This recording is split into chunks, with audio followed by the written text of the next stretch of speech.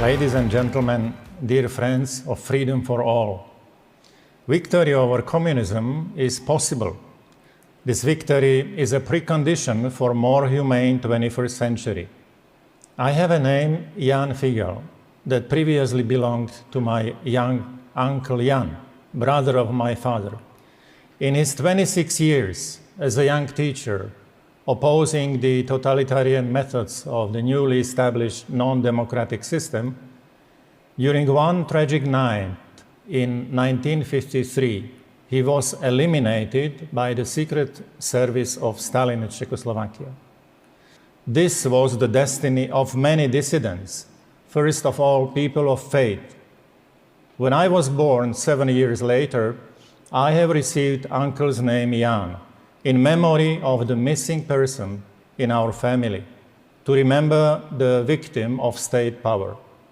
Communist regimes are based on violence and propaganda, on force and lies.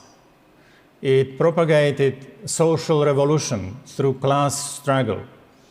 According to Marx and his followers, religion is opium of masses.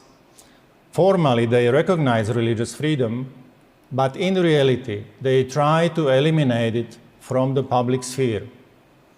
Under the communist system, a single state ideology replaces the plurality of religions and worldviews. Ladies and gentlemen, religious freedom is an absolutely central human right. It is a litmus test of all other human rights, because when this central right is abused, other rights are abused as well. Under communist regimes, religious freedom suffers the most. International law defines it as a freedom of thought, freedom of conscience, and freedom of religion. When these deepest dimensions of one's personal freedom are not respected, human dignity is disrespected. And the same applies to subsequent freedoms, such as freedom of expression, freedom of press, freedom of assembly, freedom of association, and so on. There is a nexus between dignity and religious freedom. A team of historians led by Stephen Courtois in their Black Book of Communism enumerates crimes of communism worldwide. Numbers of victims reach 85 million. This is the cruel, bloody account of Stalin, Mao Zedong, Pol Pot, and other communist dictators.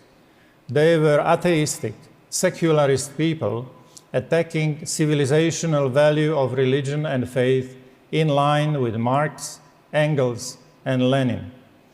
Communist ideology resulted in very oppressive regimes. People everywhere desire to live in freedom and dignity. It is our brotherly obligation to share our living hope with those who are discriminated against or persecuted by inhumane, violent, totalitarian regimes. Hope lies neither in an oppressive collectivism nor in unlimited, selfish individualism. Hope flourishes when the dignity of everyone, everywhere, is respected, where integral humanism prevails and brings justice and a common good to all.